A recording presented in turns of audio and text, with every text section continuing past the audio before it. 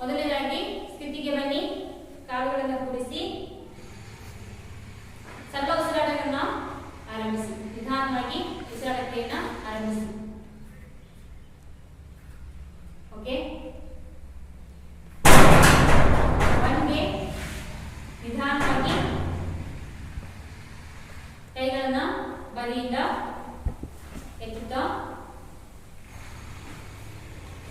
ಉಸಿರನ್ನು ತಗೊಳ್ತಾ ಮೇಲೆ ತಗೊಳ್ಳಿ. ಬ್ರೀತ್ ಇನ್. ಸ್ಥಿತಿ ಒಂದು. ನಿಧಾನವಾಗಿ ಉಸಿರನ್ನು ಹೊರಹಾಕುತ್ತಾ ಭುಜದ ನೇರದಲ್ಲಿ ಕೈಗಳನ್ನು ನಿಲ್ಲಿಸಿ. ಸ್ಥಿತಿ 2. ಭುಜದ ನೇರದಲ್ಲಿ ಕೈಗಳನ್ನು ನಿಲ್ಲಿಸಿ. ಸ್ಥಿತಿ 2. ಕೈಗಳನ್ನು ಕೂಡಿಸಿ. Okay, breathe out. ನಿಧಾನವಾಗಿ ಉಸಿರನ್ನು ಹೊರಹಾಕುತ್ತಾ ಸೊಂಟದ ಹತ್ತಿರ ಕೈಗಳನ್ನು ತಗೊಂಡು ಬೆನ್ನ ಹಿಂದೆ ಬೆರಳುಗಳಿಂದ ಲಾಕ್ ಮಾಡಿ. ಹೀಗೆ ಬೆನ್ನುಗಳಿ ಸರದ ಹತ್ತಿರ ಹೆಬ್ಬೆರಳಿಂದ ಲಾಕ್ ಮಾಡ್ಕೋಬೇಕು ನೀವು. ಈ ರೀತಿಯಾಗಿ ಹೆಬ್ಬೆರಳನ್ನ ಚಾಚಿ ಲಾಕ್ ಮಾಡ್ಕೊಳ್ಳಿ. ನೇರವಾಗಿ ನಿಂತ್ಕೊಳ್ಳಿ. ಈಗ ರೇಚಕವನ್ನ ಮಾಡ್ತಾ ಇದ್ದೀರಾ. ಉಸಿರನ್ನ ಹೊರಹಾಕಿ. ಸ್ಥಿತಿ 3. ಸ್ಥಿತಿ 4. ಸ್ವಲ್ಪ ಪೂರಕವನ್ನ ಮಾಡುತ್ತಾ ಸ್ವಲ್ಪ ಹಿಂದೆ ಮಾಡಿ. ತಲೆಯನ್ನು ಸ್ವಲ್ಪ ಹಿಂದೆ ಹಾಕಿ. ಪೂರಕವನ್ನ ಮಾಡ್ತಾ ಕಂಪ್ಲೀಟ್ ಆಗಿ ಪೂರಕವನ್ನ ಮಾಡ್ತಾ ಸ್ಥಿತಿ ಲಾಸ್ಟ್ ಕೊನೆಯ ಸ್ಥಿತಿ. ಸೊ ಹಿಂದಕ್ಕೆ ಬೆನ್ನನ್ನ ಬಾಗಿಸಿ. ತಲೆ ಮತ್ತು ಬೆನ್ನನ್ನ ಬಾಗಿಸಿ. ಇದು ಅರ್ಧ ಚಕ್ರಾಸನದ ಸ್ಥಿತಿ. ಕಂಪ್ಲೀಟ್ ಆಗಿ ರೇಚಕವನ್ನ ಮಾಡಿದ ಮೇಲೆ ನಾವು ಕುಂಭಕವನ್ನ ಮಾಡ್ತೀವಿ. ಅಲ್ಲಿ ಸ್ವಲ್ಪ ಹೊತ್ತು ಉಸಿರನ್ನ ತಡೆ ಹಿಡಿತೀವಿ. ಮರಳಿ ಬನ್ನಿ. ನಿಧಾನವಾಗಿ ಕೈಗಳನ್ನ ಬದಿಗೆ ಚಾಚಿ ಆರಂಭಿಸಿ. ಸಹಜ ಸ್ಥಿತಿಗೆ ಮರಳಿ. ಇಲ್ಲಿ ನೀವು ಗಮನಿಸಬೇಕು, ಪೂರಕ, ರೇಚಕ ಮತ್ತು ಕುಂಭಕವನ್ನ ಗಮನವಹಿಸಿ ಮಾಡಬೇಕು. ಇಲ್ಲ ಅಂತಂದ್ರೆ ಉಸಿರು ಹೋಲ್ಡ್ ಆಗುತ್ತೆ. ಅರ್ಧ ಚಕ್ರಾಸನ ಯಾವುದೇ ಆಸನ ಆದರೂ ಕೂಡ ಇದನ್ನು ನೀವು ಗಮನದಲ್ಲಿ ಇಟ್ಕೊಳ್ಬೇಕು. ಮಕ್ಕಳ, ಈ ಒಂದು ಆಸನವನ್ನ ಯಾರೆಲ್ಲ ಮಾಡಬಾರ್ದಪ್ಪ ಅಂತಂದ್ರೆ ಕಣ್ಣೇನಾದ್ರೂ ನೋವಿದ್ರೆ, ಮತ್ತೆ ತಲೆನೋವು ಬರುವಂತವರು, ಅಥವಾ ಅಧಿಕ ರಕ್ತದ ಒತ್ತಡ ಇರುವಂತವರು, ಬಿಪಿ ಇರುವಂತವರು ಇಂತಹ ಎಕ್ಸರ್ಸೈಸ್ ಅನ್ನ ಸ್ವಲ್ಪ ಅವಾಯ್ಡ್ ಮಾಡಿ. ಕಾರಣ ಏನಪ್ಪಾ ಅಂತಂದ್ರೆ ನೀವು ತಲೆಯನ್ನೇ ಹಿಂದೆ ಹಾಕೋದ್ರಿಂದ ಸ್ವಲ್ಪ ತಲೆ ಸುತ್ತು ಬರ್ಬೋದು. ಬಿಪಿ ಇದ್ದಂಥವ್ರಿಗೆ ಅಥವಾ ತಲೆನೋವು ಇರುವವರಿಗೆ ಸ್ವಲ್ಪ ತೊಂದರೆ ಆಗುತ್ತೆ. ಹಾಗಾಗಿ ಅಂಥವ್ರು ಈ ಒಂದು ಆಸನವನ್ನ ಅವಾಯ್ಡ್ ಮಾಡಿ. ಮಿಕ್ಕವರೆಲ್ಲರೂ ಕೂಡ ಈ ಆಸನವನ್ನ ಮಾಡಿ ಉಪಯೋಗವನ್ನ ಪಡ್ಕೊಳ್ಬಹುದು. ಈಗ 10ನೇ ತರಗತಿಯ ಪ್ರಾಯೋಗಿಕ ವಿಭಾಗದ ಮತ್ತೊಂದು ಆಸನವನ್ನ ನೋಡ್ತಾ ಹೋಗೋಣ. ಮಕ್ಕಳ, ಈಗ 10ನೇ ತರಗತಿಯ ಪ್ರಾಯೋಗಿಕ ವಿಭಾಗದ ಯೋಗಾಸನಗಳಲ್ಲಿ ಮುಂದೆ 2ನೇ ಆಸನ ಗರುಡಾಸನ ಅಂತ ಅಂದ್ಬಿಟ್ಟು. ಏನಿದೆ ಹೆಸರು? ಗರುಡಾಸನ. ಈ ಆಸನದ ಅಂತಿಮ ಸ್ಥಿತಿಗೆ ಗರುಡನ ಹಾಗೆ ಗರುಡನನ್ನ ಹೋಗೋದ್ರಿಂದ ಈ ಆಸನಕ್ಕೆ ಗರುಡಾಸನ ಅಂತ ಹೆಸರಿಡಲಾಗಿದೆ. ಈ ಆಸನವನ್ನ ಮಾಡಬೇಕಾದ್ರೆ ನಾವು ಉಸಿರಾಟದ ಕ್ರಿಯೆ ಕಡೆ ಗಮನವನ್ನು ಕೊಡಬೇಕು. ಜೊತೆಗೆ ಈ ಆಸನದ ಉಪಯೋಗಗಳನ್ನು ನಂತರ ಹೋಗಿ ಹೇಳ್ತೀನಿ. ಮೊದಲನೇದಾಗಿ ಆಸನದ ಪ್ರಾರಂಭಿಕ ಸ್ಥಿತಿ. ಇದಕ್ಕೆ ತಾಡಾಸನದಲ್ಲಿ ಫಸ್ಟ್ ನಿಂತ್ಕೋಬೇಕು. ತಾಡಾಸನದಲ್ಲಿ ನಿಂತ್ಕೊಳ್ಳಿ ಮಕ್ಕಳ. ಮೊದಲು ಈ ಆಸನವನ್ನ ಮಾಡೋದಕ್ಕಿಂತ ಮುಂಚೆ ಒಂದು ಕಾಲಿನಲ್ಲಿ ನಾವು ಅಭ್ಯಾಸವನ್ನ ಮಾಡಬೇಕು. ನಿಂತು ಅಭ್ಯಾಸವನ್ನ ಮಾಡಬೇಕು. ಒಂದು ಕಾಲಿನಲ್ಲಿ ನಿಂತ್ಕೊಂಡು ಎಷ್ಟು ತನಕ ನಾವು ನಿಂತ್ಕೊಂತೀವಿ ಅನ್ನೋದ್ರ ಮೇಲೆ ಈ ಆಸನವನ್ನ ಈಸಿಯಾಗಿ ನಾವು ಮಾಡಬಹುದು. ಅರ್ಥ ಆಯ್ತಲ್ವಾ? ಈ ರೀತಿಯಾಗಿ ಒಂದೊಂದೇ ಕಾಲಿನ ಮೇಲೆ ನಿಂತು ಸರಳವಾಗಿ ನೀವು ಅಭ್ಯಾಸವನ್ನ ಮಾಡ್ಕೊಳ್ಳಿ. ನಂತರ ಗರುಡಾಸನ ಸ್ಥಿತಿಯನ್ನ ಈಸಿಯಾಗಿ ನಾವು ಮಾಡಬಹುದು. ಓಕೆ, ಈಗ ಗರುಡಾಸನದ ಸ್ಥಿತಿ 1. ತಾಡಾಸನದಲ್ಲಿ ನಿಂತ್ಕೊಳ್ಳಿ. ಸಹಜ ಉಸಿರಾಟವನ್ನ ಮಾಡಿ. ನಿಧಾನವಾಗಿ ಪೂರಕ,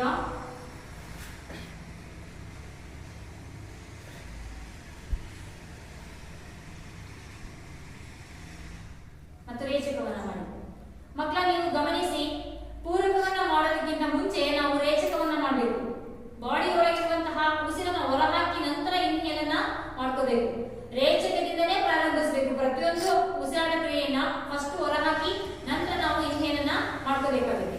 ಓಕೆ, ನಿಧಾನವಾಗಿ ಉಸಿರನ್ನ ಹೊರಹಾಕುತ್ತಾ ಸ್ಥಿತಿ 1 ತಾಡಾಸನ. ಸ್ಥಿತಿ 2 ಕೈಗಳನ್ನ ಬದಿಗೆ ಚಾಚುತ್ತಾ ಪೂರಕವನ್ನ ಮಾಡಿ. ಬದಿಗೆ ಚಾಚುತ್ತಾ ಪೂರಕವನ್ನ ಮಾಡಿ ನಿಧಾನವಾಗಿ ಕೈಗಳನ್ನ ಸೊಂಟದ ಹತ್ತಿರ, ಅಂದ್ರೆ ನಿಮ್ಮ ಬೆನ್ನು ಪರಿಸರಕ್ಕೆ ಯಾವ ರೀತಿಯಾಗಿ ಚಕ್ರಾಸನದಲ್ಲಿ ಇಟ್ಕೊಂಡಿದ್ರಲ್ವಾ ಆ ರೀತಿಯಾಗಿ ಸ್ವಲ್ಪ ಪಕ್ಕಕ್ಕೆ ತಗೊಂಡೋಗಿ. ಇಲ್ಲಿ ನೀವು ರೇಚಕವನ್ನ ಮಾಡಿ. ಸ್ಥಿತಿ 2. ಓಕೆ, ಸ್ಥಿತಿ 3ಕ್ಕೆ ಬಲಗಾಲ ಎಡಗಾಲ ಮೇಲೆ ದೇಹದ ಭಾರವನ್ನು ಹಾಕುತ್ತಾ ಬಲಗಾಲನ್ನ ನಿಧಾನವಾಗಿ ಮುಂದಿನಿಂದ ಸುರುಳಿನ ಸುತ್ತಿ. ಕಾಣ್ತಿದೆಯಲ್ಲ ಮಕ್ಕಳ? ನಿಧಾನವಾಗಿ ಬಲಗಾಲ ಎಡಗಾಲ ಮೇಲೆ ಭಾರವನ್ನು ಹಾಕುತ್ತಾ ಬಲಗಾಲನ ಮುಂದಿನಿಂದ ತೆಗೆದುಕೊಂಡು ಹೋಗಿ ಹೀಗೆ ಸುರುಳಿಯನ್ನ ಸುತ್ತಿ, ಹಿಂದಗಡೆ ಭಾಗಕ್ಕೆ ಸುರುಳಿಯನ್ನ ಸುತ್ತಿ. ನಂತರದಲ್ಲಿ ಸ್ಥಿತಿ 4 ಕೈಗಳನ್ನ ಸೊಂಟದಿಂದ ಮುಂಭಾಗಕ್ಕೆ ತರುತ್ತಾ, ಇದು ಕೂಡ ಕೈಗಳನ್ನು ಕೂಡ ನಮ್ಮ ಮುಖದ ಹತ್ತಿರ ಅಥವಾ ತಲೆ ಹತ್ತಿರ ನಾವು ಈ ರೀತಿಯಾಗಿ ಹಸ್ತಗಳನ್ನ ಒಂದಕ್ಕೊಂದು ಕೂಡಿಸಬೇಕು. ಸುರುಳಿ ಸುತ್ತಿ, ಕೈಗಳನ್ನ ಸುರುಳಿ ಸುತ್ತಿ ಹಸ್ತಗಳನ್ನ ಕೂಡಿಸಿ. ಇದು ಸ್ಥಿತಿ, ಅಂತಿಮ ಸ್ಥಿತಿ 4. ನಿಧಾನವಾಗಿ ಉಸಿರಾಡಿ ಮರಳಿ ಕೈಗಳನ್ನ ಬಿಡಿಸಿ. ನೋಡಿ ಮಕ್ಕಳ, ಈ ಆಸನದಲ್ಲಿ ಗರುಡನನ್ನ ಹೋಲುವುದರಿಂದ ಈ ಆಸನ ಇದಕ್ಕೆ ಗರುಡಾಸನ ಅಂತ ಅಂದ್ಬಿಟ್ಟು ಹೆಸರನ್ನ ಇಡಲಾಗಿದೆ. ಸಹಜ ಸ್ಥಿತಿಗೆ ಮರಳಿ. Deep breathing, breathe out. ಇದು ಗರುಡಾಸನವನ್ನ ಮಾಡುವಂತಹ ವಿಧಾನ. ಮಕ್ಕಳ, ಈ ಗರುಡಾಸನವನ್ನ ಯಾರೆಲ್ಲ ಮಾಡಬಾರ್ದು ಹಾಗಾದ್ರೆ? ಗರ್ಭಿಣಿ ಮಹಿಳೆಯರು, ಗರ್ಭಿಣಿ ಸ್ತ್ರೀಯರು ಯಾರು ಕೂಡ ಈ ಆಸನವನ್ನ ಮಾಡಬಾರ್ದು. ಈ ಆಸನವನ್ನ ಮಾಡೋದ್ರಿಂದ ಅವರಿಗೆ ತೊಂದರೆ ಆಗುತ್ತೆ. ಮತ್ತೆ ಈ ಆಸನವನ್ನ ಮಾಡೋದ್ರಿಂದ ನಮ್ಗೆ ಏನೆಲ್ಲ ಲಾಭಗಳಿದೆ ಅಂತಂದ್ರೆ, ಕೈ ಕಾಲುಗಳ ಸ್ನಾಯುಗಳು ಬಲಶಾಲಿ ಆಗ್ತವೆ, ಮಸಲ್ಗಳು ಗಟ್ಟಿ ಆಗ್ತವೆ ಈ ಆಸನವನ್ನ ಮಾಡೋದ್ರಿಂದ. ಆಮೇಲೆ ಈ ಒಂದು ಕಾಲಿನಿಂದ ಮಾಡುವಂತಹ ಆಸನ ಇದೆಯಲ್ಲ, ಇದನ್ನ ಒಂದೇ ಸೇರಿ ಮಾಡಿಸ್ಬಾರ್ದು ಮಕ್ಕಳ. ನಾವೀಗ ಬಲಗಾಲಿನಿಂದ ಭಾರವನ್ನ ಹಾಕುತ್ತಾ ಬಲಗಾಲಿಗೆ ಎಡಗಾಲನ್ನ ಸುತ್ತಿಸಿ ಈ ಆಸನವನ್ನ ಮಾಡಿಸೋಣ. ಸೊ ಕೈ ಕಾಲುಗಳ ಸ್ನಾಯುಗಳು ಬಲಶಾಲಿ ಆಗ್ತವೆ, ಇದು ಸಹ ಇದರ ಲಾಭ. ಓಕೆ, ಈಗ ಮಕ್ಕಳ ತಾಡಾಸನದಲ್ಲಿ ನಿಂತ್ಕೊಳ್ಳಿ. ಪ್ರತಿಯೊಂದು ಆಸನ ಆದ ತಕ್ಷಣ 1 ನಿಮಿಷನಾದ್ರೂ ರೆಸ್ಟ್ ಬೇಕಾಗುತ್ತೆ, ಅದಕ್ಕೋಸ್ಕರ ನಾನು ಕಂಟಿನ್ಯೂಸ್ ಆಗಿ ಮಾಡಿಸ್ತಿಲ್ಲ. ಓಕೆ, ನಿಧಾನವಾಗಿ ಕೈಗಳನ್ನ ಉಸಿರನ್ನ ತಗೊಳ್ತಾ ಪಕ್ಕಕ್ಕೆ ಚಾಚಿ ಸೊಂಟದ ಹಿಂಭಾಗಕ್ಕೆ ಕೈಗಳನ್ನ ಲಾಕ್ ಮಾಡ್ಕೊಳ್ಳಿ. ಸೊಂಟದ ಹತ್ರ ಕೂತ್ಕೊಳ್ಳಿ. ಈಗ ಬಲಗಾಲ ಮೇಲೆ ಭಾರವನ್ನ ಹಾಕುತ್ತಾ ಎಡಗಾಲನ್ನ ಬಲಗಾಲಿಗೆ ಸುರುಳಿ ಹಾಕಿ ಸುತ್ತಿ. ಎಡಗಾಲನ್ನ ಬಲಗಾಲಿಗೆ ಸುರುಳಿ ಹಾಕಿ ಸುತ್ತಿ. ಓಕೆ, ಅಂತಿಮ ಸ್ಥಿತಿಯಲ್ಲಿ ಕೈಗಳನ್ನ ತರುತ್ತಾ ಕೈಗಳನ್ನ ಆಪೋಸಿಟ್ ಆಗಿ, ಅವಾಗಲೇ ಈ ರೀತಿಯಾಗಿ ಸುತ್ತಿದ್ರಲ್ವಾ, ಈಗ ಉಲ್ಟಾ ಸುತ್ತಿ ಕೈಗಳನ್ನ ಜೋಡಿಸಿ. ಸಹಜ ಉಸಿರಾಟ ಕ್ರಿಯೆಯನ್ನ ಮಾಡಿ. ಕೈಗಳು ಹಸ್ತಗಳು ನೇರವಾಗಿರಲಿ.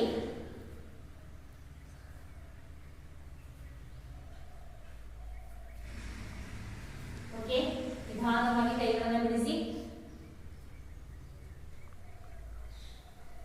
ಕೈಗಳನ್ನ ಬದಿಗೆ ಚಾಚಿ ಸಹಜ ಸ್ಥಿತಿಗೆ ಮರಳಿ. ಇದು ಗರುಡಾಸನದ ಒಂದು ಸ್ಥಿತಿ.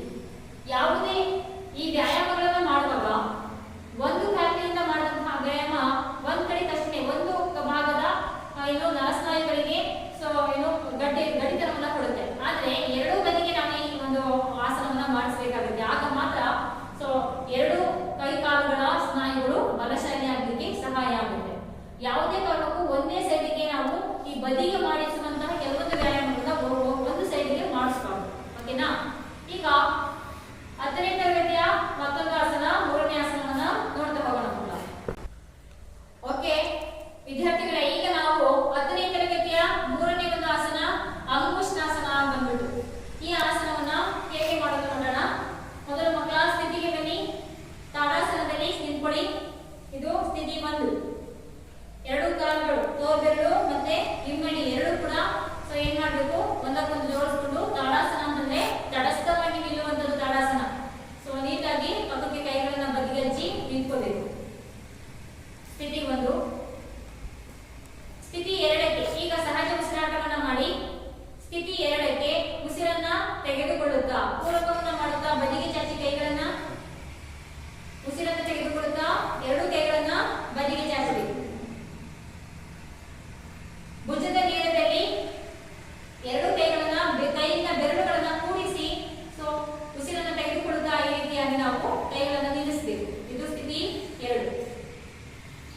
ಸ್ಥಿತಿ 3ಕ್ಕೆ ಸಂಪೂರ್ಣವಾಗಿ ಪೂರಕ ಮಾಡುತ್ತಾ, ಇನ್ನು ಹೆಚ್ಚು ಪೂರಕವನ್ನ ಮಾಡುತ್ತಾ ತಲೆಯ ಮೇಲೆ ಕೈಗಳನ್ನ ಕೂಡಿಸಬೇಕು, ಅಂಗೈಗಳನ್ನ ಕೂಡಿಸಬೇಕು, ಕೈಗಳು ಕಿವಿಗೆ ಹತ್ತಿರಬೇಕು, ಹೀಗೆ ನೇರ ಮಾಡಬೇಕು, ಕೈಗಳನ್ನ ಕಿವಿಗೆ ಹತ್ತಿರಲಿ, ಕೈಗಳು ನೇರವಾಗಬೇಕು. S, okay. ಸ್ಥಿತಿ 3 ಈಗ ಸಂಪೂರ್ಣವಾಗಿ ಪೂರಕವನ್ನ ಮಾಡಿದಿರ ಮಕ್ಕಳ. ಈಗ 4ನೇ ಸ್ಥಿತಿಗೆ ರೇಚಕವನ್ನ ಮಾಡುತ್ತಾ ಮೊಣಕಾಲು, ಎರಡೂ ಮೊಣಕಾಲನ್ನ ಕುರ್ಚಿಯ ಹಾಗೆ ಕುಳಿತುಕೊಳ್ಳಿ, ಎರಡೂ ಮೊಣಕಾಲನ್ನ ಬಗ್ಗಿಸಿ, ಕೂಡಿಸಿ ಬಗ್ಗಿಸಿ ಕುರ್ಚಿಯ ರೀತಿಯಲ್ಲಿ ಕುಳಿತುಕೊಳ್ಬೇಕು. ಸ್ಥಿತಿ 4.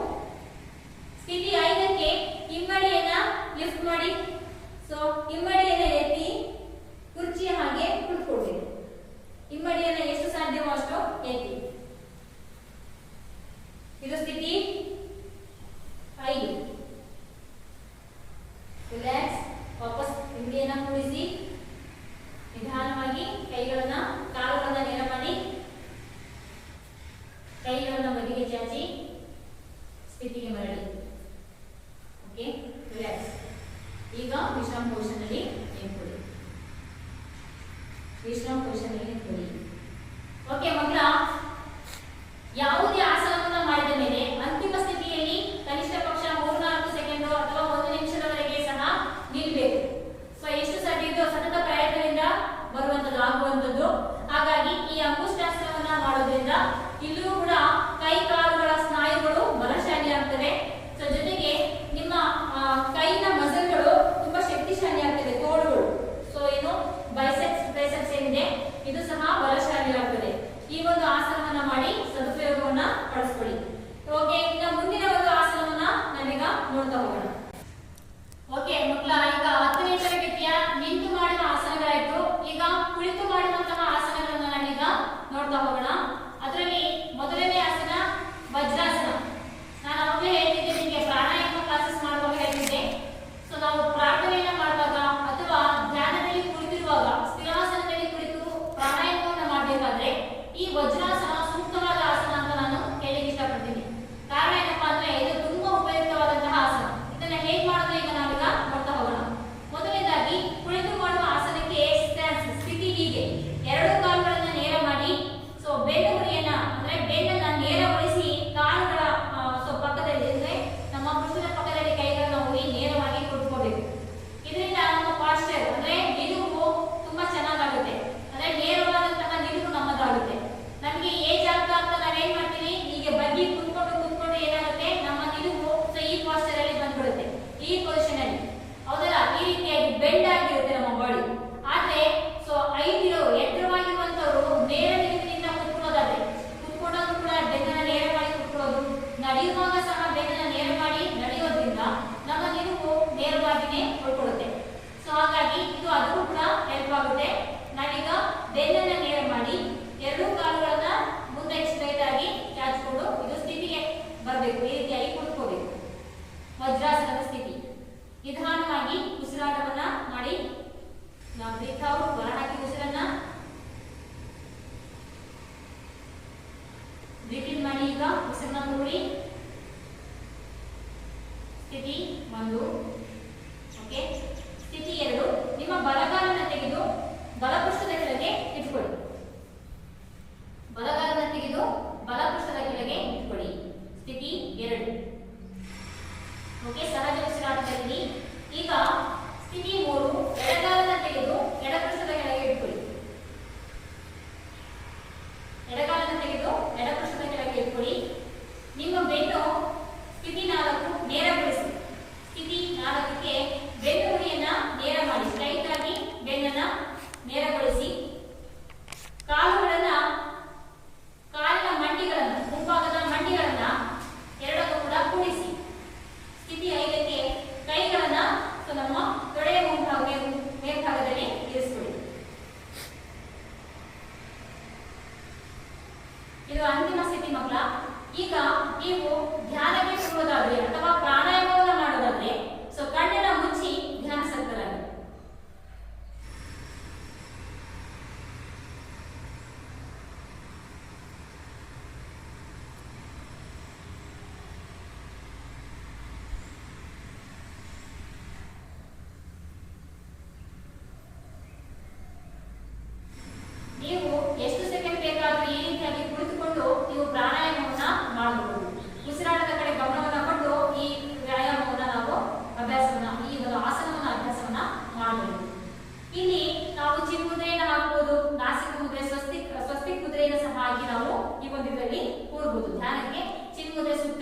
ಮುದ್ರೆ ಈ ರೀತಿಯಾಗಿ ಆಗಿ ಸಹ ಕೂತ್ಕೋಬಹುದು, ಅಥವಾ ಈ ರೀತಿ ಹಸ್ತಗಳನ್ನ ಕೆಳಮುಖವಾಗಿ ಇರಿಸಿ ಸಹ ಧ್ಯಾನವನ್ನ ಮಾಡಬಹುದು. ಇದು ವಜ್ರಾಸನ. ಇಲ್ಲಿ ನಾವು ಈ ಒಂದು ಆಸನವನ್ನ ಮಾಡೋದ್ರಿಂದ ಇದು ಹೆಚ್ಚು ಸಮಯ ಈ ಆಸನದಲ್ಲಿ ಕುಳಿತುಕೋಬಹುದು ಮಕ್ಕಳ. ಕುಳಿತುಕೊಂಡಾಗ ನಮಗೆ ಗೊತ್ತಾಗುತ್ತೆ ಈ ಕಾಲಿನ ಸ್ನಾಯುಗಳು ಸೆಳೆತ ಬರ್ತವೆ. ಸ್ವಲ್ಪ ಹೊತ್ತು ಆದ್ಮೇಲೆ ಈ ಕಾಲುಗಳು ನೋವು ಬರ್ತವೆ. ಇದರಿಂದ ಕಾಲಿನ ಸ್ನಾಯುಗಳು ಬಲಶಾಲಿ ಆಗ್ತವೆ. ಜೊತೆಗೆ ನಾವು ಬೆನ್ನನ್ನು ನೇರ ಮಾಡಿ ಕೂತ್ಕೊಳ್ಳೋದ್ರಿಂದ ನಮ್ಮ ಶ್ವಾಸಕೋಶಗಳಿಗೆ ಈಸಿಯಾಗಿ ಉಸಿರಾಟ ಕ್ರಿಯೆ ನಡೆಯುತ್ತೆ. ಈಸಿಯಾಗಿ ನಾವು ಬ್ರೀತ್ ಇನ್ ಬ್ರೀತ್ ಔಟ್ ಅನ್ನ ಮಾಡಬಹುದು. ನೋಡಿ, ನಮ್ಮ ಶ್ವಾಸಕೋಶಗಳು ಇಗ್ಲಿಕ್ಕೆ ಮತ್ತೆ ಕುಗ್ಲಿಕ್ಕೆ, ಉಚ್ಛ್ವಾಸ ಮತ್ತು ನಿಶ್ವಾಸವನ್ನ ಮಾಡಲಿಕ್ಕೆ ಶ್ವಾಸಕೋಶಗಳಿಗೆ ಆರಾಮಾಗುತ್ತೆ ಈ ಆಸನದಲ್ಲಿ ಕುಳಿತು ನಾವು ಪ್ರಾಣಾಯಾಮವನ್ನು ಮಾಡೋದ್ರಿಂದ. ಜೊತೆಗೆ ಈ ಒಂದು ಪ್ರಾಣಾಯಾಮವನ್ನ ಈ ಒಂದು ಯೋಗಾಸನ ವಜ್ರಾಸನವನ್ನ ಮಾಡೋದ್ರಿಂದ ನಮ್ಮ ಈ ಗ್ಯಾಸ್ಟ್ರೈಟಿಸ್ ಪ್ರಾಬ್ಲಮ್ ಅಂದ್ರೆ ಪಚನ ಶಕ್ತಿ ಹೆಲ್ಪ್ ಆಗುತ್ತೆ, ಪಚನ ಶಕ್ತಿ ಚೆನ್ನಾಗಾಗುತ್ತೆ. ಸೊ ಅಸಿಡಿಟಿ ಅಥವಾ ಗ್ಯಾಸ್ಟ್ರಿಕ್ ಪ್ರಾಬ್ಲಮ್ ಇರೋರು ಈ ಆಸನದಲ್ಲಿ ಕೂತ್ಕೊಳ್ಳೋದ್ರಿಂದ ಗ್ಯಾಸ್ ಅನ್ನುವಂಥದ್ದು ಹೊರಟೋಗುತ್ತೆ. ಸೊ ಅದು ಬಾಡಿಯಲ್ಲಿ ಯಾವುದೇ ರೀತಿಯಾದಂತಹ ಪಚನ ಶಕ್ತಿಗೆ ತೊಂದರೆಯನ್ನ ಕೊಡೋದಿಲ್ಲ. ಹಾಗಾಗಿ ಈ ಗ್ಯಾಸ್ಟ್ರಿಕ್ ಸಮಸ್ಯೆ ಇರುವಂತವರು ಸಹ ಈ ಆಸನದಲ್ಲಿ ಅವಾಗ ಕುಳಿತುಕೊಳ್ಳಿ ಸ್ವಲ್ಪ ಸಮಯ. ನೀವು ಊಟವಾದ ನಂತರ ಸಹ ಈ ಆಸನದಲ್ಲಿ ಕುಳಿತುಕೋಬಹುದು ಮಕ್ಕಳ, ಏನೂ ತೊಂದರೆ ಇಲ್ಲ. ಸೊ ಯಾಕಪ್ಪ ಅಂತಂದ್ರೆ ನಾವು ಊಟ ಮಾಡಿದ ಮೇಲೆ ನಮಗೆ ಪಚನ ಶಕ್ತಿ ಆಗುವಂಥದ್ದು, ಡೈಜೆಷನ್ ಆಗುವಂಥದ್ದು. ಆಗ ಫುಡ್ ಎಲ್ಲಾ ಕಡೆ ಅಲ್ಲಲ್ಲೇ ಹೋಲ್ಡ್ ಆಗ್ತೇನೆ ನೀಟಾಗಿ ಸೊ ಅದು ಸ್ಮಾಲ್ ಮತ್ತೆ ಬಿಗ್ ಇಂಟೆಸ್ಟೈನ್ಸ್ಗೆ ಕಳಿಸುತ್ತೆ. ಹಾಗಾಗಿ ಅಲ್ಲಿ ಆಹಾರ ಪಚನ ಆಗಲಿಕ್ಕೆ ಹೆಲ್ಪ್ ಮಾಡುತ್ತೆ. ಅದಕ್ಕೋಸ್ಕರ ಈ ಒಂದು ಆಸನದಲ್ಲಿ ಹೆಚ್ಚು ಸಮಯ ಕುಳಿತುಕೊಳ್ಳಿ, ಧ್ಯಾನ ಮಾಡುವಾಗ ಸಹ ಕುಳಿತುಕೊಳ್ಳಿ, ತುಂಬಾ ಉಪಯೋಗವನ್ನ ಪಡ್ಕೊಳ್ಳಿ. ಅರ್ಥ ಆಯ್ತಲ್ವಾ ಮಕ್ಕಳ? ಇದು ಉಸಿರಾಟ ಕ್ರಿಯೆಗೆ ಸಹ ಹೆಲ್ಪ್ ಅನ್ನ ಮಾಡುತ್ತೆ. ಓಕೆ, ನಿಧಾನವಾಗಿ ಉಸಿರಾಟ ಕ್ರಿಯೆಯನ್ನ ಮಾಡಿ ಆಯ್ತಲ್ವಾ? ಈಗ ನಿಧಾನವಾಗಿ ಒಂದೊಂದೇ ಕಾಲನ ಅವಾಗಲೇ ಯಾವುದು ಕಾಲನ ಬಲಗಾಲ ಅಂತ ಇರುತ್ತಲ್ವಾ ಅದನ್ನ ನೇರ ಮಾಡಿ ಮಕ್ಕಳ. ಸೊ ಅದೇ ರೀತಿಯಾಗಿ ಪುನಃ ಎಡಗಾಲನ ಸೊ ನೇರ ಮಾಡಿ. ಈಗ ಸಹಜ ಸ್ಥಿತಿಗೆ ಮರಳಿ ಕೈಗಳನ್ನ ಹೀಗೆ ಹಿಂದಕ್ಕೆ ಇಟ್ಟು ಸಹಜ ಉಸಿರಾಟ ಕ್ರಿಯೆಯನ್ನ ಮಾಡಬಹುದು. ಇದು ವಜ್ರಾಸನ. ಈಗ 10ನೇ ತರಗತಿಯ ಕುಳಿತು ಮಾಡುವ ಆಸನದ ಮತ್ತೊಂದು ಆಸನವನ್ನ ಮಾಡೋಣ. ಓಕೆ ಮಕ್ಕಳ, ಈಗ 10ನೇ ತರಗತಿಯ ನಿಂತು ಮಾಡುವ ಆಸನದಲ್ಲಿ ಮತ್ತೊಂದು ಆಸನ ಪ್ರಸಾರಿತ ಪಾದೋತ್ಥಾನಾಸನ ಅಂತ ಉಂಟು. ಪ್ರಸಾರಿತ ಪಾದೋತ್ಥಾನಾಸನ ಅಂತ. ಸೊ ಈ ಆಸನವನ್ನ ಈ ಮಗು ಮಾಡಿ ತೋರಿಸ್ತಾನೆ. ಈಗ ಮೊದಲನೇದಾಗಿ ಈ ಆಸನವನ್ನ ಮಾಡಲಿಕ್ಕೆ ಫಸ್ಟ್ ತಾಡಾಸನದಲ್ಲಿ ನಿಂತ್ಕೋಬೇಕು. ತಾಡಾಸನದಲ್ಲಿ ನಿಂತ್ಕೊಂಡಿದ್ದಾನೆ ಅಂದ್ರೆ ಎರಡು ಕಾಲುಗಳು ಬೆರಳುಗಳು ಮತ್ತೆ ಸೊ ಇಮ್ಮಡಿಯನ್ನ ಕೂಡಿಸಿ ನಿಂತ್ಕೋಬೇಕು. ಸ್ಥಿತಿ 1. ಸ್ಥಿತಿ 2ಕ್ಕೆ ನಿಧಾನವಾಗಿ ಕೈಗಳನ್ನ ಉಸಿರನ್ನ ತೆಗೆದುಕೊಳ್ಳುತ್ತಾ ಕೈಗಳನ್ನ ಪಕ್ಕಕ್ಕೆ ಚಾಚಿ, ಬದಿಯಲ್ಲಿ ಪಕ್ಕಕ್ಕೆ ಚಾಚಿ.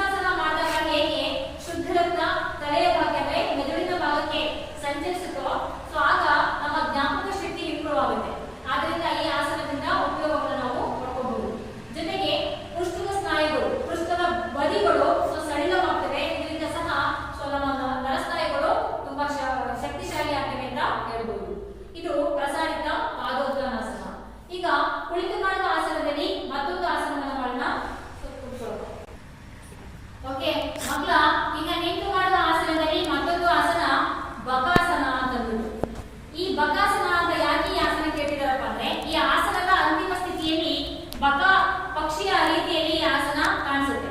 ಅಂದ್ರೆ ಬಕ ಅಂದ್ರೆ ಕೊಕ್ಕರೆ ರೀತಿಯಲ್ಲಿ ಅಂತಿಮ ಸ್ಥಿತಿಯಲ್ಲಿ ಆಸನ ಕಾಣಿಸೋದ್ರಿಂದ ಅಂದ್ರೆ ಈ ಆಸನ ಬಕ ಪಕ್ಷಿಗೆ ಹೋಲಿಕೆಯಾಗಿರೋದ್ರಿಂದ ಈ ಆಸನವನ್ನ ಬಕಾಸನ ಅಂತ ಅಂದ್ಬಿಟ್ಟು ಕರೀತಾರೆ. ಈ ಆಸನವನ್ನ ಹೇಗೆ ಮಾಡೋದು ನಾವೀಗ ನೋಡ್ತಾ ಹೋಗೋಣ. ಮೊದಲನೇದಾಗಿ ಇದಕ್ಕೆ ಸಹ ತಾಡಾಸನದಲ್ಲಿ ನಿಂತ್ಕೋತೀವಿ ಸ್ಥಿತಿ. ಸೊ ಎರಡು ಕಾಲುಗಳು ಮತ್ತು ಕೈಗಳನ್ನ ಕೂಡಿಸಿ ಪಕ್ಕಕ್ಕೆ ನೇರವಾಗಿ ನಿಂತುಕೊಂಡು ಸಹಜ ಉಸಿರಾಟವನ್ನ ಮಾಡಬೇಕು. ಇದು ಬಕಾಸನದ ಸ್ಥಿತಿ. ಸ್ಥಿತಿ 1. ಎರಡಕ್ಕೆ ಕಾಲುಗಳನ್ನ ಮತ್ತು ಕೈಗಳನ್ನ ಪಕ್ಕಕ್ಕೆ ಚಾಚುತ್ತಾ ನಮ್ಮ ಶೋಲ್ಡರ್ ಲೆವೆಲ್ ಅಲ್ಲಿ ಭುಜದ ನೇರದಲ್ಲಿ ಕಾಲುಗಳು ಮತ್ತು ಕೈಗಳನ್ನ ನಮ್ಮ ಭುಜದ ನೇರದಲ್ಲಿ ಕೈಗಳನ್ನ ನೇರವಾಗಿ ಚಾಚಿ ಸಹಜ ಉಸಿರಾಟವನ್ನ ಮಾಡಿ. ನಿಧಾನವಾಗಿ ಪೂರಕವನ್ನ ಮಾಡಿ. ಓಕೆ. ಸ್ಥಿತಿ 3.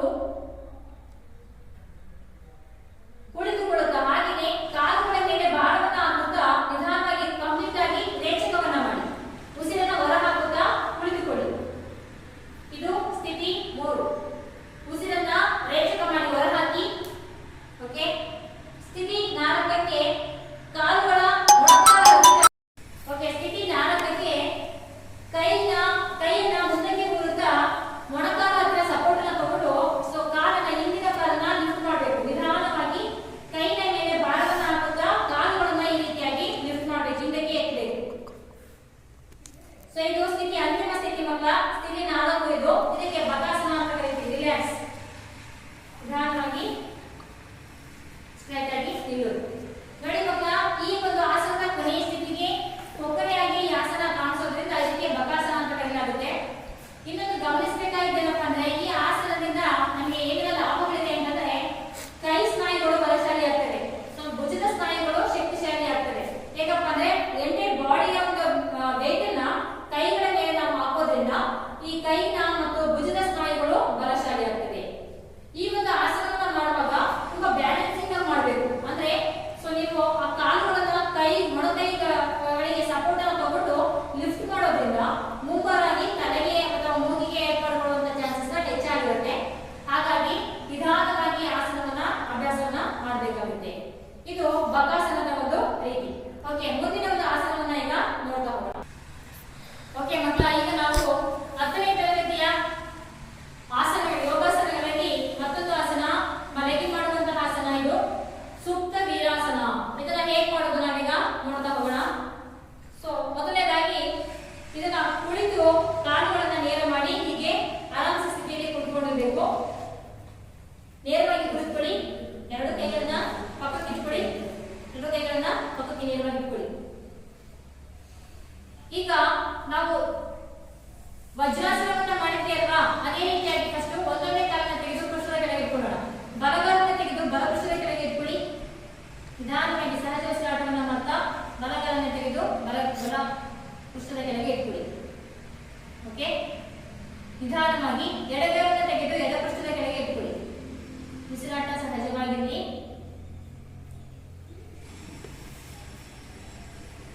ಸ್ವಲ್ಪ ಮುಂದೆ ಹೋಗಿ ಕಾಲುಗಳನ್ನ ಕೂಡಿಸ್ಕೊಳ್ಳಿ. ಕಾಲುಗಳು ಸ್ಟ್ರೈಟ್ ಆಗಿ ನೇರವಾಗಿರಲಿ. ಈಗ ಸ್ಥಿತಿ 3. ಕೈಯನ್ನ ಸಪೋರ್ಟ್ ತಗೊಂಡು ಹಿಂದೆ ಮಲಗಿ. ಮೊಣಕೈಗಳನ್ನ ಸಪೋರ್ಟ್ ತಗೊಳ್ಳಿ ಮಕ್ಕಳ. ನಿಧಾನವಾಗಿ ಹಿಂದಕ್ಕೆ ಮಲಗಿ. ಸ್ಥಿತಿ 3. ಇಲ್ಲಿ ನೋಡಿ, ಗಮನಿಸಿ ಮಕ್ಕಳ, ಕಾಲು ಮೊಣಕಾಲು ನೆಲಕ್ಕೆ ಮುಟ್ಟಿರ್ಬೇಕು, ತಲೆ ನೆಲಕ್ಕೆ ಹತ್ತಿರ್ಬೇಕು. ಬೆನ್ನಿನ ಪೊಸಿಷನ್ ಮಾತ್ರ ನೆಲವನ್ನ ಮುಟ್ಟಿರಬಾರ್ದು. ಮಧ್ಯೆ ಗ್ಯಾಪ್ ಇದೆ. ಈ ರೀತಿಯಾಗಿ ಮಲ್ಕೋಬೇಕು. ಸ್ಥಿತಿ 4. ಸ್ಥಿತಿ 4ಕ್ಕೆ ಕೈಗಳನ್ನ ಬದಿಯ ಪಕ್ಕಕ್ಕೆ ಚಾಚಿ ಭುಜದ ಮೇಲದಲ್ಲಿ ಸ್ಟ್ರೈಟ್ ಆಗಿ ಉಸಿರನ್ನ ತೆಗೆದುಕೊಳ್ತಾ ಚಾಚಿ.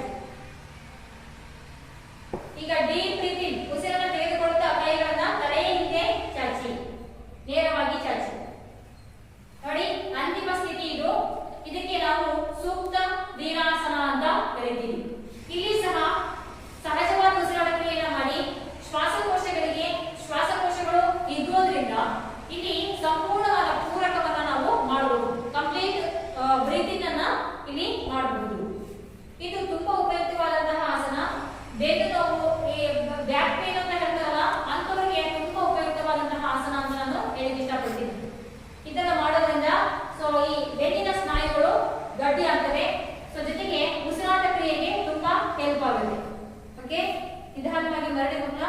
ನಿಧಾನವಾಗಿ ಕೈ ಸಪೋರ್ಟ್ ತಗೊಳ್ಳಿ, ಎದ್ದು ಕುಳಿತುಕೊಳ್ಳಿ. ಒಂದೊಂದೇ ಕಾಲನ್ನ ಬಿಡಿಸಿ ಕಾಲುಗಳನ್ನು ನೇರ ಮಾಡಿ. ಕೈಗಳನ್ನು ಎಣ್ಣೆ ಇಟ್ಕೊಳ್ಳಿ. Long breathing. ದೀರ್ಘವಾಗಿ ನಿಧಾನವಾಗಿ ದೀರ್ಘವಾಗಿ ಉಸಿರಾಟವನ್ನ ಮಾಡಿ. ಓಕೆ, ಇದು ಸುಪ್ತ ವೀರಾಸನ. ಈಗ ಮತ್ತೆ ಮಲಗಿ ಮಾಡುವ ಆಸನ ಮೇಲೆ ಮತ್ತೊಂದು ಆಸನವನ್ನು ನಾವೀಗ ನೋಡ್ತಾ ಹೋಗೋಣ. ಓಕೆ, ಮಲಗಿ ಮಾಡುವ ಆಸನ ಮೇಲೆ ಮತ್ತೊಂದು ಆಸನ ಪರ್ಯಂಕಾಸನ. ಇದನ್ನ ಹೇಗೆ ಮಾಡೋದು ನೋಡೋಣ. ಮೊದಲನೇದಾಗಿ ಸ್ಥಿತಿ ಈ ರೀತಿಯಾಗಿ ಕಾಲುಗಳನ್ನು ನೇರ ಮಾಡಿ ಕುಳಿತುಕೊಳ್ಳಿ. ನಿಧಾನವಾಗಿ ಉಸಿರಾಟ ಕ್ರಿಯೆಯನ್ನ ಮಾಡಿ.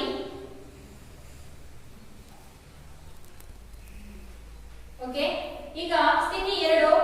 ಒಂದೊಂದೇ ಕಾಲು ಬಲಗಾಲನ್ನು ತೆಗೆದು ಎಡತೊಡೆಯ ಮೇಲೆ ಇಟ್ಕೊಳ್ಳಿ. ಸಹಜವಾದ ಉಸಿರಾಟವನ್ನು ಮಾಡ್ತಾ ಬಲಗಾಲನ್ನು ತೆಗೆದು ಎಡತೊಡೆಯ ಮೇಲೆ ಇಟ್ಕೊಳ್ಳಿ. ಎಡಗಾಲನ್ನು ತೆಗೆದು ಬಲತೊಡೆಯ ಮೇಲೆ ಇಟ್ಕೊಳ್ಳಿ. ಸೇಮ್ ಪದ್ಮಾಸನವನ್ನು ಹಾಕಿ.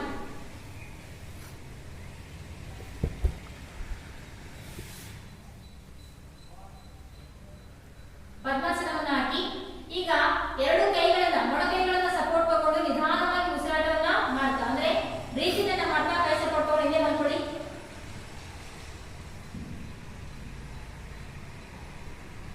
ಇಲ್ಲಿ ಮಕ್ಕಳ ಇದು ಸ್ಥಿತಿ 3. ಸಹಜವಾಗಿ ಉಸಿರಾಡಿ. ಈಗ ಸ್ಥಿತಿ 4. ತಲೆಯನ್ನ ಕೈನ ಸಪೋರ್ಟ್ ತಗೊಂಡು ಹಿಂದೆ ನೆತ್ತಿಯನ್ನ ನೆಲಕ್ಕೆ ಮುಟ್ಟಿಸಿ. ಕೈನ ಸಪೋರ್ಟ್ ತಗೊಳ್ಳಿ, ನೆತ್ತಿಯನ್ನ ನೆಲಕ್ಕೆ ಮುಟ್ಟಿಸಿ. ಓಕೆ, ಸ್ಥಿತಿ 4. ಕಡಿಮೆ ಉಸಿರಾಟ, ಮಿತ ಉಸಿರಾಟ ಇರಲಿ ಇಲ್ಲಿ. ಸ್ಥಿತಿ 5ಕ್ಕೆ ಕೈಗಳನ್ನ ನೇರವಾಗಿ ತಗೊಂಡು ಹಿಂದಕ್ಕೆ ತಲೆಯ ಹಿಂದೆಗೆ ಕೈಗಳನ್ನ ಇಟ್ಕೊಳ್ಳಿ. ಸ್ಥಿತಿ 5. ಇಲ್ಲಿ ಗಮನಿಸಿ ಮಕ್ಕಳ, ತಲೆಯಿಂದ ಹಿಂದೆ ಹಾಕಿರೋದ್ರಿಂದ ಇಲ್ಲಿ ಗ್ಯಾಪ್ ಇದೆ. ಇಲ್ಲಿ ಮಕ್ಕಳನ್ನ ನೋಡಿ, ಇಲ್ಲಿ ತಲೆಯನ್ನ ಇನ್ನು ಸ್ವಲ್ಪ ಹಿಂದೆ ಹಾಕೋದು, ಇಲ್ಲಿ ಗ್ಯಾಪ್ ಇದೆ. ಸೊ ಈ ರೀತಿಯಾಗಿ ಮಾಡೋದ್ರಿಂದ ಈ ಒಂದು ಆಸನದಿಂದ ನೆತ್ತಿಯ ಭಾಗಕ್ಕೆ ಅಂದ್ರೆ ತಲೆಯ ಭಾಗಕ್ಕೆ ರಕ್ತ ಪರಿಚಲನೆ ಆಗೋದ್ರಿಂದ ಸೊ ಮೆದುಳಿನ ನರಗಳು ಅಂದ್ರೆ ದಕ್ಷತೆಯಿಂದ ಕೂಡಿರ್ತವೆ. ಅವಕ್ಕೆ ಶಕ್ತಿಯುತವಾಗ್ತವೆ ಮೆದುಳು ಬಡಿಗಳು. ಜೊತೆಗೆ ಜ್ಞಾಪಕ ಶಕ್ತಿ ಸಹ ಇಂಪ್ರೂವ್ ಆಗುತ್ತೆ. ಮತ್ತೆ ಬೆನ್ನುಮಣಿ ಸರಕ್ಕೆ ಸಹ ಇದು ಉತ್ತಮವಾದಂತಹ ವ್ಯಾಯಾಮ ಅಂತ ಹೇಳ್ಬೋದು. ಮೆಮೊರಿ ಪವರ್ ಅನ್ನ ಹೆಚ್ಚು ಮಾಡುತ್ತೆ. ಓಕೆ, ನಿಧಾನವಾಗಿ ಕೈಗಳನ್ನ ಬಿಡಿಸಿ. ಕೈಯ ಸಹಾಯದಿಂದ ನೆತ್ತಿಯನ್ನ ತೆಗೆದು ಮಾಮೂಲಿ ನಾರ್ಮಲ್ ಸ್ಟೇಜಿಗೆ ಬನ್ನಿ. ಓಕೆ, ಕೈ ಸಪೋರ್ಟ್ ತಗೊಳ್ಳಿ, ಎದ್ದು ಕುಳಿತುಕೊಳ್ಳಿ. ನಿಧಾನವಾಗಿ ಎದ್ದು ಕುಳಿತುಕೊಳ್ಳಿ. ಒಂದೊಂದೇ ಕಾಲುಗಳನ್ನು ಸಡಿಲಗೊಳಿಸಿ ನೇರ ಮಾಡಿ. ಓಕೆ, ಈಗ ರಿಲ್ಯಾಕ್ಸ್ ಮಾಡಿ ಕಾಲುಗಳನ್ನ. ಸೊ ಈ ರೀತಿಯಾಗಿ ಸ್ವಲ್ಪ ಕಾಲುಗಳು ಮಸಲ್ಗಳು ಟೈಟ್ ಬಂದಿರೋದ್ರಿಂದ ಕಾಲುಗಳಿಗೆ ರಿಲ್ಯಾಕ್ಸೇಷನ್ ಕೊಡಿ. ಓಕೆ, ಕೈಗಳನ್ನ ಹಿಂದೆ ಇಡಿ. ಸಹಜ ಉಸಿರಾಟಕ್ಕೆ ಮರಳಿ. ತಲೆಯನ್ನು ಸ್ವಲ್ಪ ಹಿಂದೆ ಹಾಕಿದ್ರೆ ನಿಮಗೆ ಉಸಿರಾಟಕ್ಕೆ ಈಸಿ ಆಗುತ್ತೆ. ಸೊ ಆ ರೀತಿಯಾಗಿ ಉಸಿರಾಟವನ್ನ ಮಾಡಬೇಕು. ಇದಕ್ಕೆ ನಾವು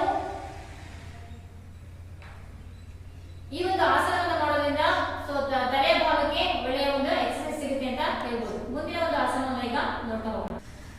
ಓಕೆ, ಕುಳಿತು ಮಾಡುವ ಆಸನದಲ್ಲಿ ಮಲಗಿ ಮಾಡುವಂತಹ ಆಸನದಲ್ಲಿ ಮತ್ತೊಂದು ಆಸನ ಭುಜಂಗಾಸನ. ಮಕ್ಕಳ, ಭುಜಂಗ ಅಂತಂದ್ರೆ ಹಾವಿನ ಎಡೆ. ಹಾವಿನ ಎಡೆ ಯಾವ ರೀತಿಯಾಗಿರುತ್ತೆ ಆ ರೀತಿಯಾಗಿ ಆಸನ ಬರೋದ್ರಿಂದ ಇದಕ್ಕೆ ಭುಜಂಗಾಸನ ಅಂತಂದ್ಬಿಟ್ಟು ನಾವು ಕರಿತೀವಿ. ಅಂತಿಮ ಸ್ಥಿತಿಯಲ್ಲಿ ಹಾವಿನ ಎಡೆಯ ತರ ಈ ಆಸನ ಕಾಣಿಸುತ್ತೆ. ಓಕೆ, ಇದನ್ನ ಹೇಗೆ ಮಾಡೋದು ನೋಡೋಣ. ಸ್ಥಿತಿ ಬೋರಲ್ ಆಗಿ ಮಲಗಬೇಕು. ಹೊಟ್ಟೆ ಕೆಳಗೆ ಮಾಡಿ ಮಲ್ಕೊಳ್ಳಿ. ಸ್ಥಿತಿ ಇದು ನೋಡಿ.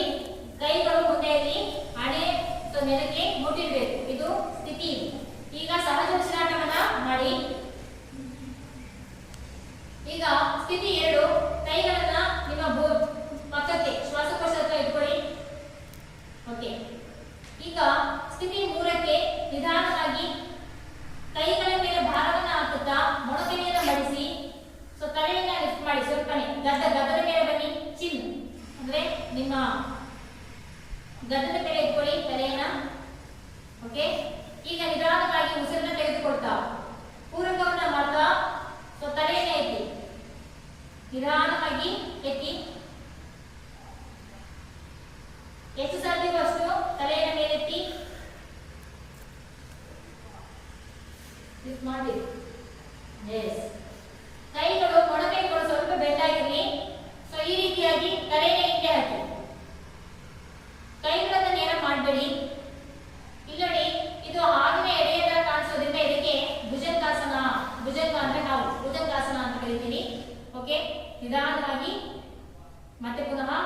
ವಾಪಸ್ ಹೋಗಿ ಗದ್ದದ ಮೇಲೆ ತಲೆ ಇಟ್ಕೊಂಡು ರಿಲ್ಯಾಕ್ಸ್ ಮಾಡಿ.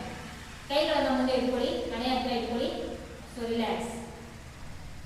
ಈ ಒಂದು ಆಸನವನ್ನು ಮಾಡೋದ್ರಿಂದ ತುಂಬಾ ಉಪಯೋಗ ಇದೆ ಮಕ್ಕಳ. ಈ ಬ್ರಾಂಕೈಟಿಸ್ ಅಂದ್ರೆ ಶ್ವಾಸಕೋಶದಲ್ಲಿರುವಂತಹ ಬೂರು ಕಾಯಿಲೆ ಅಂತ ಹೇಳ್ತಾರೆ. ಈ ಬ್ರಾಂಕೈಟಿಸ್ ಪ್ರಾಬ್ಲಮ್ ಮತ್ತೆ ಶ್ವಾಸಕೋಶ ಸಂಬಂಧ ಕೆಲವೊಂದು ಕಾಯಿಲೆಗಳು ಈ ಆಸನವನ್ನು ಮಾಡೋದ್ರಿಂದ ಸೊ ಹುಷಾರಾಗುತ್ತೆ, ಆರಾಮಾಗುತ್ತೆ, ಸೊ ವಾಸಿ ಆಗ್ತದೆ ಆ ಕಾಯಿಲೆಗಳು. ಜೊತೆಗೆ ಇತ್ತೀಚಿನ ದಿನಗಳಲ್ಲಿ ಕಾಡ್ತಿರುವಂತದ್ದು ಒಬೆಸಿಟಿ. ಈ ಒಬೆಸಿಟಿ ಬಜ್ಜು ಅನ್ನುವಂಥದ್ದು ಈ ಆಸನವನ್ನು ಮಾಡೋದ್ರಿಂದ ಬರುತ್ತೆ. ಸೊ ಒಬೆಸಿಟಿ ಪ್ರಾಬ್ಲಮ್ ಇರುವಂತವರು ಈ ಭುಜಂಗಾಸನವನ್ನು ದಿನನಿತ್ಯ ಕನಿಷ್ಠ ಪಕ್ಷ 10 ಬಾರಿ ಮಾಡೋದ್ರಿಂದ ಸೊ ಈ ಬೊಜ್ಜು ಕಡಿಮೆ ಆಗ್ತಾ ಹೋಗುತ್ತೆ. ಸೊ ಅದಕ್ಕೂ ಕೂಡ ಇದು ಹೆಲ್ಪ್ ಆಗುತ್ತೆ. ಜೊತೆಗೆ ಬೆನ್ನಿನ ಸ್ನಾಯುಗಳು ಬಲಶಾಲಿ ಆಗ್ತದೆ, ಗಟ್ಟಿ ಆಗ್ತದೆ ಈ ಭುಜಂಗಾಸನವನ್ನ ಮಾಡೋದ್ರಿಂದ. ಇದು ಕೂಡ ತುಂಬಾ ಉಪಯುಕ್ತವಾದಂತಹ ಆಸನ. ಓಕೆ, ರಿಲ್ಯಾಕ್ಸ್, ಮರಳಿ ಕಾಲುಗಳನ್ನು ನೇರ ಮಾಡಿ. ಈಗ ಮುಂದಿನ ಒಂದು ಆಸನವನ್ನ ನೋಡ್ತಾ ಹೋಗೋಣ. ಓಕೆ ಮಕ್ಕಳ, ಈಗ ಕೊನೆಯ ಒಂದು